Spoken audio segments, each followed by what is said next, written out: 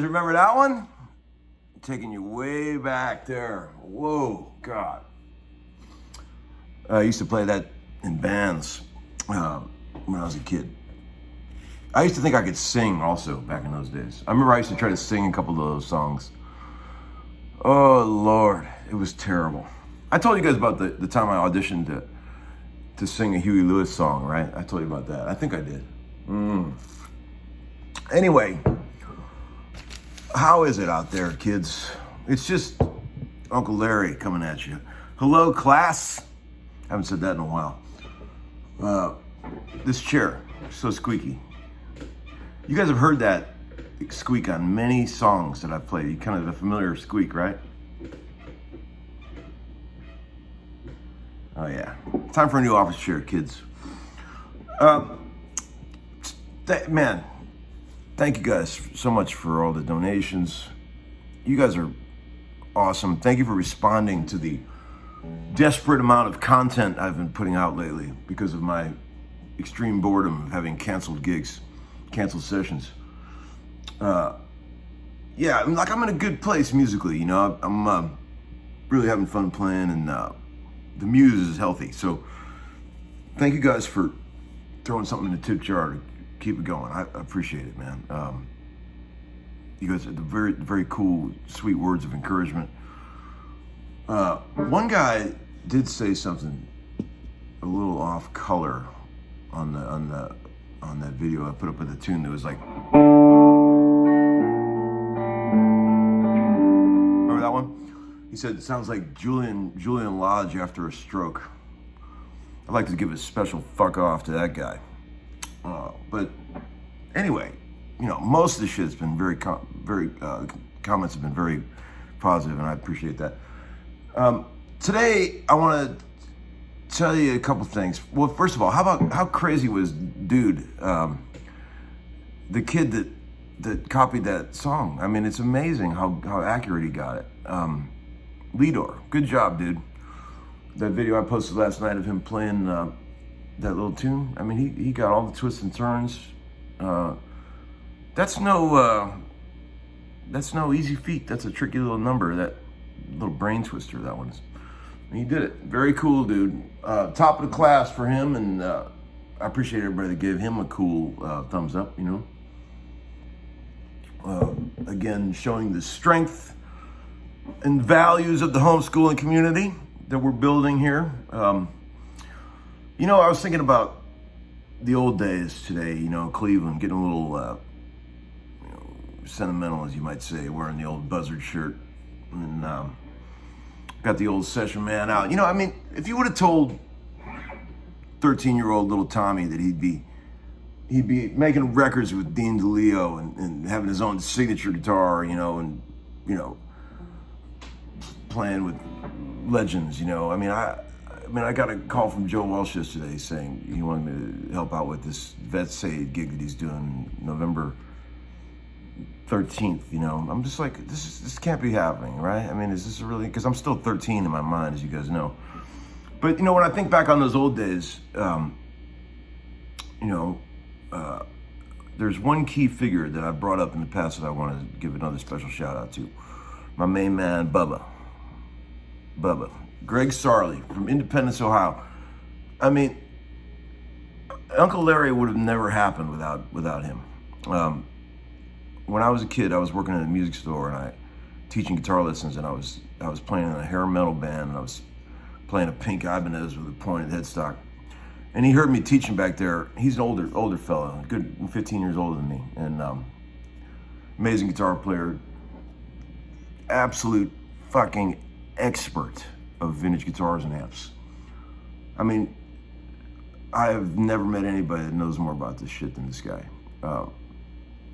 An encyclopedia of knowledge, you know. So he heard me playing back there, and he's like, "Hey, Book, you got a lot of talent, you know." He liked me, and when I was a kid, he said, "Why are you playing those guitars? Why are you playing? Have you ever played an old Gibson?" I was like, "No." He turned me on to all this shit, and man, I still talk to him all the time, and he's really, man, I try to hold on to all the knowledge that he's given me, you know, over the years. And one of the things that Bubba has bestowed upon me aside from just basically all the shit I know about vintage guitars, I learned from him. And he always says I was his best student, you know, because I retain what he teaches me, you know. I got a pretty good mind for that type of stuff. He always told me, Book, this is the most underrated pedal in the world. The Big Jam Multivox Distortion. See, he uses these. He always calls it the blown speaker sound, you know. Really great, raspy, mild distortion when you don't crank it up too hot. It's really great.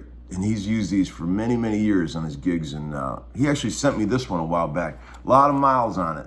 This one. It doesn't work. I tried to get it fixed, but it just keeps acting up. But he even wrote on there, Uno Mundo. And, you know.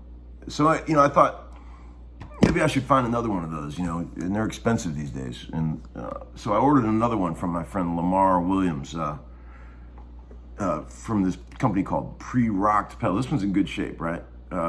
These are really poorly made, and it's like the old Nobles pedals. They weren't really built to last, you know, so they have inherent problems, you know, with the switches and things. But man, what a sound! I'm going to show you in a minute here. I'm going to demonstrate what Bubba has been talking about all these years about how cool this thing is. I mean, I turned him on to the Nobles, and he turned me on to this. And check this thing out, man. Well, first of all, I want to say, you got to call this guy. Pre-Rocked Pedals, Lamar. He's the coolest, man. He's always got the rarest, coolest stuff. I bought a ton of stuff from him, sold him a ton of stuff. Aces of a guy. Lovely fella. Prompt service. He gets right back to you, sends you stuff right away. Fair prices, reasonable guy. You gotta love that. Check him out.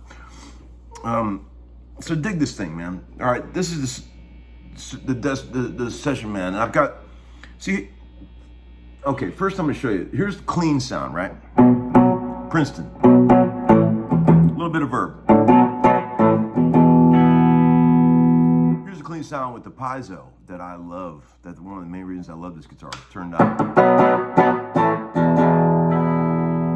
Hear that extra air that it puts up on top? Just that nice little bit of glistening high end. Here's without it.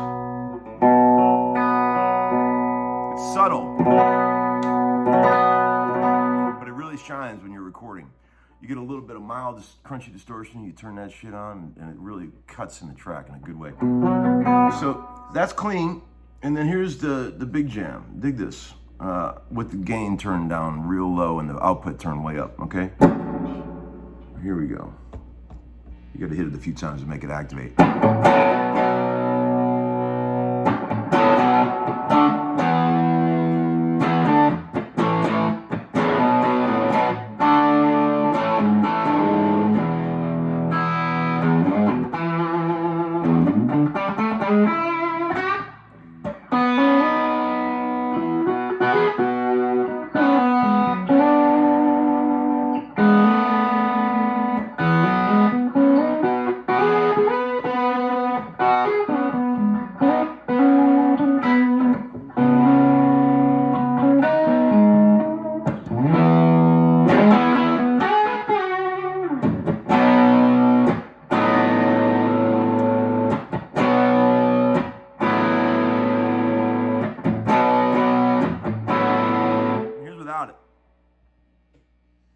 No Big Jam.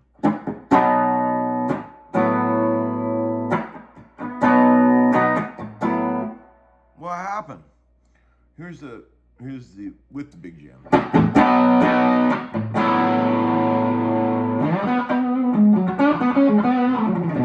See what I mean? Like Bubba always said, it's got like a blown speaker kind of vibe, like an early Kinks kind of thing, right? And I dig that. I mean, it'll get way more distorted than this.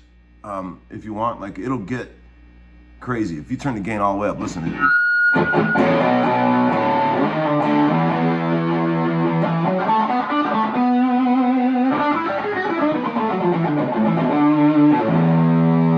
Which is cool. That's actually really good, actually. But when it really shines is when you get into the tough guy cleans, you know, dirty cleans, as we call them in Nashville.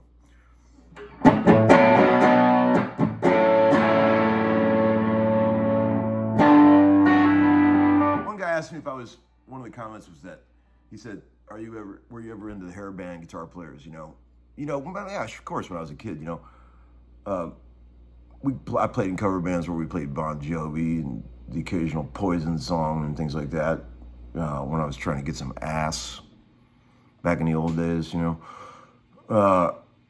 but, there's a couple tunes that I still listen to occasionally from that era. Like I always loved that song "Shot in the Dark" by Ozzy. That's a cool song. You can't underestimate that solo that guy played in that White Lion song. You got to give that its proper place in rock history, right? That was a pretty inspired moment there. But I don't know. I suppose I probably gravitate towards things that are a bit older than that, Although I did go to the Rainbow Room the other day for the first time, as I told you guys. Man, you could still feel the slime of those glory days of hair metal in that place, and it was very cool. Those guys must have had a good time, as they say in show business. A good time. All right, so dig this. Here's a little more of this Big Jam.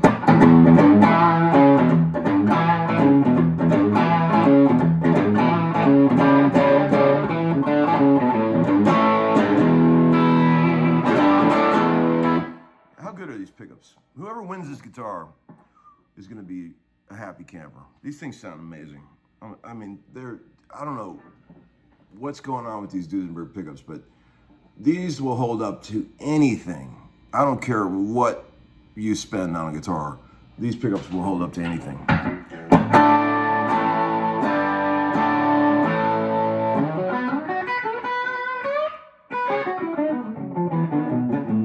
All right, let's talk about this again. We've talked about this many times. I want to reinforce this. Okay, take your ring finger, right? This one, where is it? Right there, ring finger, and use it to play an open B string. And every time you play a note, play the open B string along with it.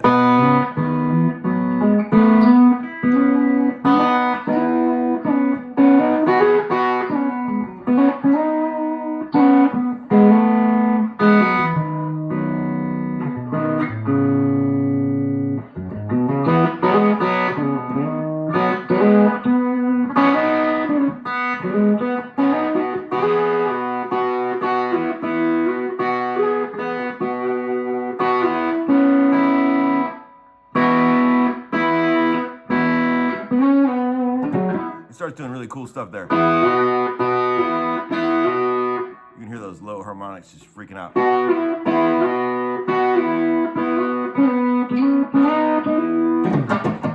And then imagine yourself in C sharp playing blues, where you would use that B, which would become the dominant 7. Then at that point, you got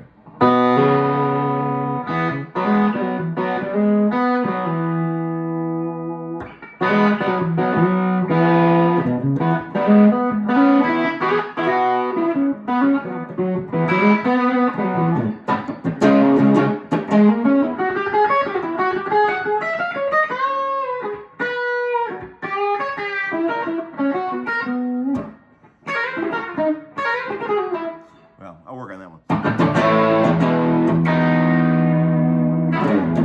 Okay, what else? Shit. There was a couple other things. Oh, watch Sunday night. Don't forget. Guthrie Trapp and I are going to be on Brett Papa's channel, 7 o'clock Sunday night, giving away this Duesenberg. Not this Duesenberg. Well, actually, it is this Duesenberg. Yeah, I'm keeping the other one. I have 2 here right now. I'm keeping this one. Keeping the other one. Giving you this one. So you're going to enjoy this guitar. I was looking through some of the postcards today, man. Really cool what you guys all wrote and pictures drawn, and it warms the heart, of the Larry. It warms the heart, and I feel like we got a good thing going here, guys. Don't mess this up. And Bubba, dude, I love you, man. Bros to the end, man, and beyond. Okay, see you, cats.